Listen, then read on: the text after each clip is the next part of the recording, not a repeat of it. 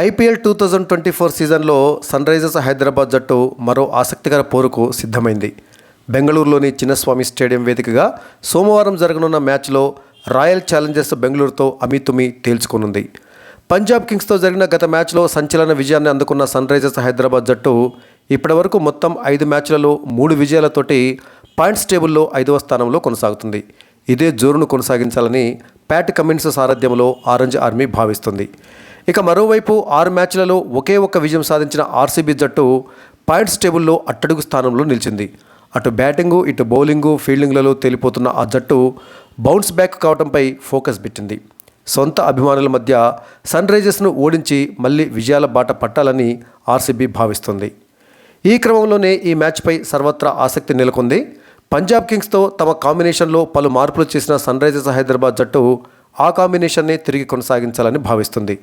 తెలుగు తేజం నితీష్ కుమార్ రెడ్డికి బ్యాటింగ్లో ప్రమోషన్ ఇవ్వడం, స్టార్ ఆటగాళ్లంతా విఫలమైన వేళ అతడు అసాధారణ హాఫ్ సెంచరీతో చెలరేగటం ఆరెంజ్ ఆర్మీకి కలిసొచ్చింది. అతన్ని అదే స్థానంలో ఆడించే అవకాశం ఉంది. అయితే బెంగళూరు పిచ్చు బ్యాటింగ్కు అనుకూలంగా ఉండటంతో పేసర్ల ప్రభావం ఎక్కువగా ఉన్న నేపథ్యంలో సన్ రైజర్స్ తమ స్పిన్నర్ను మార్చే అవకాశం ఉంది. మయాంక్ మార్కండే స్థానంలో బ్యాటింగ్ సామర్థ్యం కలిగిన వాషింగ్టన్ సుందర్ను ఆడించే ఛాన్స్ ఉంది. ట్రావిస్ హెడ్, నటరాజన్లో ఒకరు ఇంపాక్ట్ ప్లేయర్గా ఆడేటటువంటి అవకాశం కూడా ఉంది.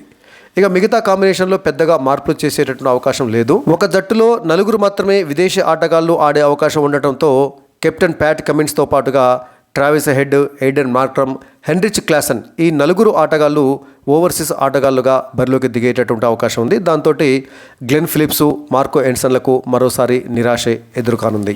ఇక ఈ 2 జట్ల మధ్య గత రికార్డులను ఒకసారి పరిశీలించినట్లయితే ఈ 2 జట్లు ఐపీఎల్లో ఇప్పటివరకు 23 సార్లు తలబడగా హైదరాబాద్ జట్టు 12 సార్లు, బెంగళూరు జట్టు 10 సార్లు విజయం సాధించాయి.